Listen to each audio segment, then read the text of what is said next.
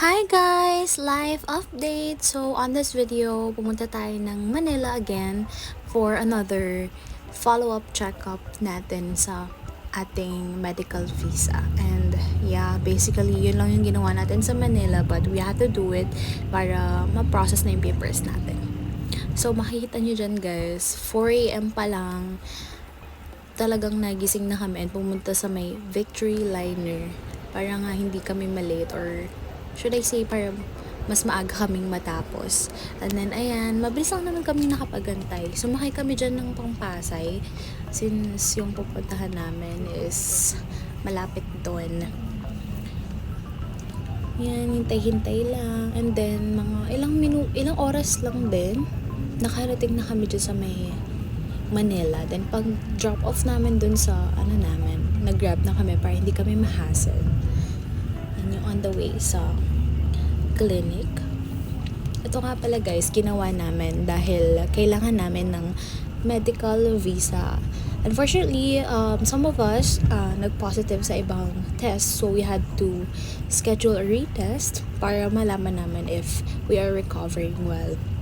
And thanks to God naman, after this, wala namang ibang nakita, and then nakapag-recover na rin yung bodies namin. Pero up until now, this time, we are changing siguro yung mga mga bad habits, ganyan. Pero mostly, we're good naman.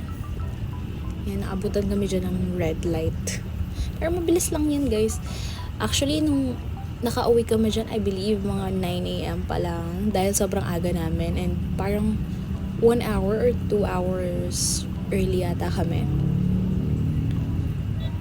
Nakaka-amaze lang dyan guys yung mga as a provincia girly. Yung mga building na malalaki. And we're walking towards the clinic. Then dito, naisipan namin na why not we eat first sa may Lawson since maaga pa naman. And ayan, I ordered that. Hindi namin alam initially na may double rice pala siya. Diyan lang namin siya nakita. And this is how it looks like. And pag naka-open na. Sabi ko pa nga dyan, hindi ko uubusin. Pero naubos ko rin pala yung 2 rice. Pinilit ko na siya guys. Okay lang naman yung lasa ng Lawson. Pero for me talaga, mas gusto ko pa rin yung sa 7-Eleven na chicken. And we're going up the lift. And sa may clinic. Good thing dito, pagdating namin sa clinic is agad namang na-start. And mabilis lang kami since we just had to get our blood test. Tapos, after namin makuha ng dugo and then a few questions, pwede na kaming umalis and umuwi. Ayan. Pag pa-uwi, nag-grab na lang din ulit kami dahil hindi namin alam paano mag-commute pa-uwi. Diyan na kami sa may bus station. And thankfully this time, unlike the first time na pumunta kami ng Manila, hindi ganong katagal yung paghihintay. Since siguro dahil maaga pala. Pinapakita ko pa yung pamasahe na nagastos ko. 9:21 AM pa lang guys. I believe nakatulog pa ako dyan sa biyahe. Pero nakakasakit lang siya sa yung upuan nila. Sa leeg. After pala nyan, dumiretso ako sa may palengke.